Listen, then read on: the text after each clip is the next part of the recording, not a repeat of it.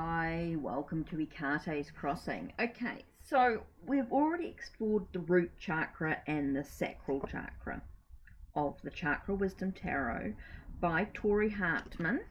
Okay, so we know that it comes in this two-piece box. Okay, and it does come with a guidebook. That's the most important thing to know. So that's what we're working with at this time, as we're sort of learning the deck, we're sort of discovering, we're looking at the chakras, not necessarily the tarot aspects, even though we use the tarot aspects when we're doing a reading. It's about understanding the chakras.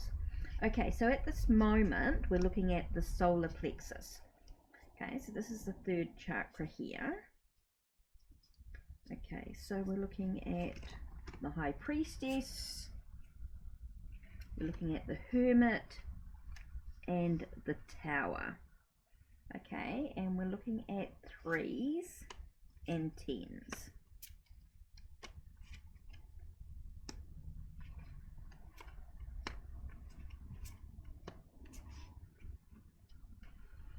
Okay, so what are we going to begin with first as we look at these cards? The High Priestess. So let's have a look at the High Priestess.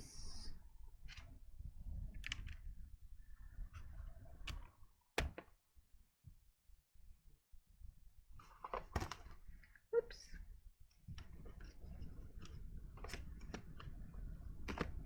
Okay, so let's have a look. Oops, that's what I was wanting.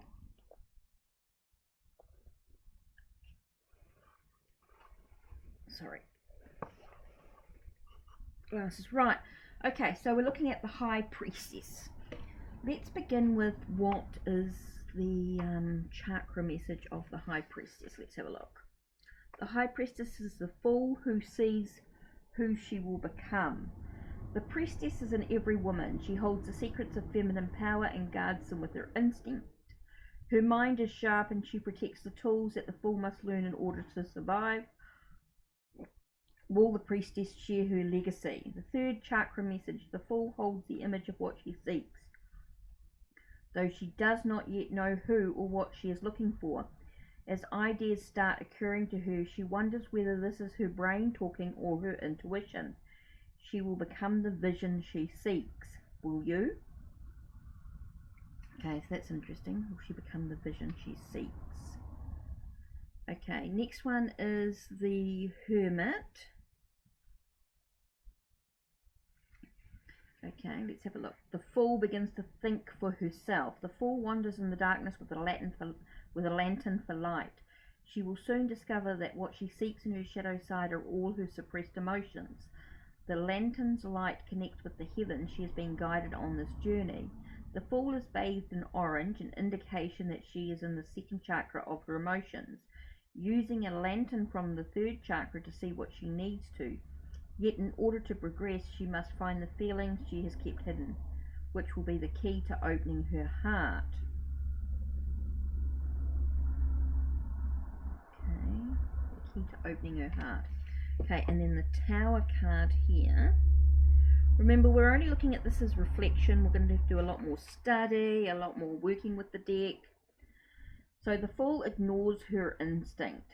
The fool is part of the destruction of what an unwise emotional choice can produce. Perhaps the surreal imagery on the card suggests that this may be a premonition. If this is a dream, can she shift directions on her choices in time? Third chakra message. The fool has climbed the tower against her own instinct. In the Devil card, she was clothed in orange and surrounded by the yellow fire, which implied that her current thinking would burn her. Here she is dressed in the third chakra of yellow and she is falling. Although she is able to land on her feet, even our gut instinct, third chakra, cannot protect us from unwise choices brought on by immature emotions. Okay. Now let's have a look at the 3s.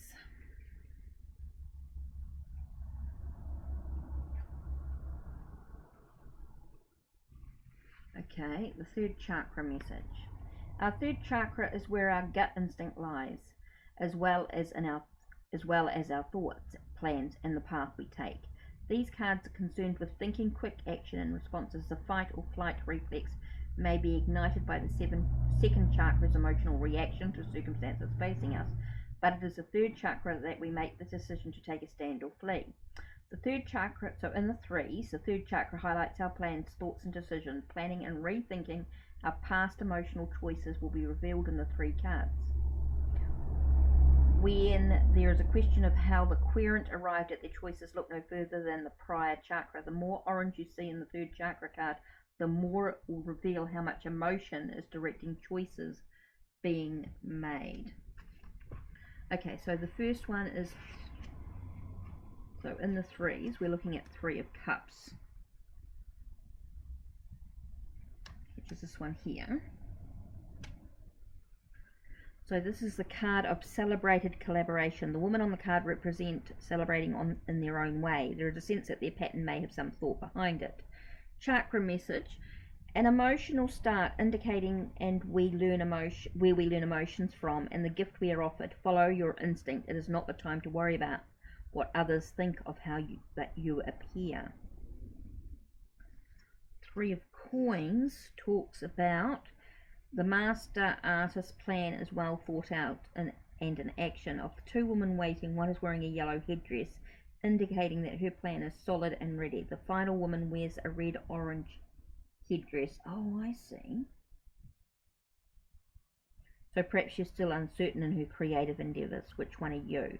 Wait your turn. Get more training. Know you can do better. The card may indicate a worthwhile collaboration, working with others. Okay, so the next card is 3 of Wands.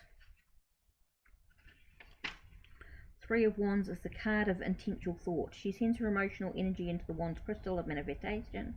Her focus has calmed the sea of emotions surrounding her. The stars imply the magic has happened, the spell has been cast. Can you ignite all the wands and allow them to light the way to your destiny? Chakra message: adjust your internal thermostat in preparation for receiving what you desire. Your future is in your own hands. Direct the emotional power discovered in the prior chakra. Harness transformational energy, the power of the mind, without needing external validation. And then we've got the 3 of Swords, which is this one here. This is the card of painful thoughts. The image of the heart in orange is yellow, indicating mental anguish. Will she recognize that the pain is over, then change her thinking and progress? The prognosis is good. This card points to choices that no longer support you and may indicate false friends. You may be coping with loss or struggling with defeatist thoughts. Okay, well, that makes sense. We know those. Right, okay, so next we've got the 10 of Cups, which is this one here. Okay, so the 10s. Now, I didn't read, I always forget to do that, don't I? So the 10s, the way we relate to the world around us and roles played in our family of origin are revealed in 10s. Through the lens of the 3rd chakra. In the tarot, the 10s represent the aftermath of our success or failure. The 10 of Swords indicates the way in which our mind has responded to a complete defeat in our progress of a difficult situation, while the 10 of Cups reveals the pure joy of a dream come true. Okay, so that makes sense. So 10 of Cups is the card of emotional bliss. She supports creative endeavours for herself and others, creating family peace, emotional delight, gathering and healing. She allows her service to reflect love. This card means choosing to do for others and to plan happy events for the closest to us. Relationships, like people, ebb and flow. Give equally to those you love and include yourself.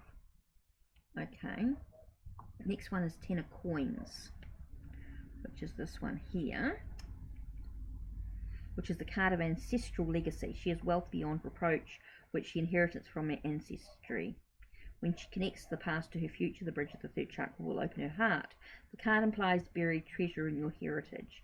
Time to choose your own future and the financial ties that go with it. Okay, that's interesting. Okay, 10 of Wands, which is this one here, is the card of self-imposed burden. She can hold only one wand comfortably. The others unseen are looming over her. While she appears poised, she carries the burden for others. Do you? You may have accomplished your goals and face new decisions that require reassessing your needs. Based on where you are now, time to look at more supportive choices for yourself. Okay, now we've got 10 of Swords, the recovery from unavoidable defeat. The 9 of Swords indicate emotional devastation. Okay, the 9 of Swords indicate emotional devastation on the 2nd chakra. Here, this 3rd chakra, the winter of despair, is slowly melting. Rejoining life may feel overwhelming, but healing has begun.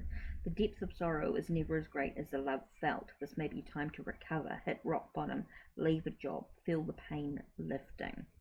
Okay, so that's an interesting thought about the solar plexus. So let me just have another look at that solar plexus. Let me have a sort of a look. What is the solar plexus?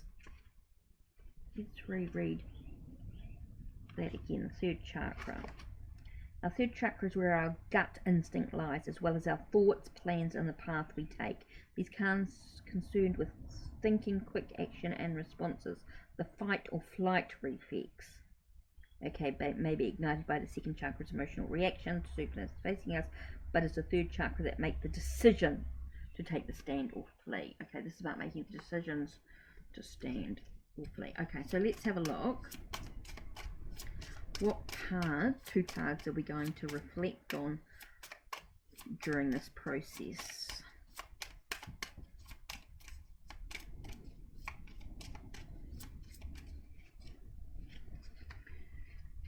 Let's have a look. Just random 2 cards here, this one and this one. So the first card we have is the 10 of coins. So it feels like we've inherited some wealth. Okay, so it's about an acceptance of it. It's about trusting our intuition, our gut instinct during this process of what we're receiving from our ancestors. I feel it's a sense of, about trusting our gut instinct in this, our intuition. What's our gut instinct telling us about this inheritance that we've received? Is this inheritance a positive aspect, or is it something that we need to reflect on? That could be quite interesting here. And here we've got the 10 of cups. So we're talking about this joy and this happiness that's coming on. Again, the sense of coming together in everything that we're doing. So 10 seem to be quite important for us. Are we sort of in the sense of new opportunities arising? Is something ending so that something new? Where are we in our decisions? Are we in a sense of acceptance or denial about the process as well? I just feel like this is a sense of, what is our intuition telling us at this time? Are we trusting our intuition? Are we trusting our gut instinct in this acceptance of what we've inherited and the joy and the happiness that we actually have in our life? Are we accepting of that, or are we in denial, or are we refusing to move into that process? Something to think about. Okay, so that's it from me. Don't forget to check the links down below. Check the links on my channel. Like, subscribe, and ring the bell so you know when the next video will be uploaded. Take care and blessed be.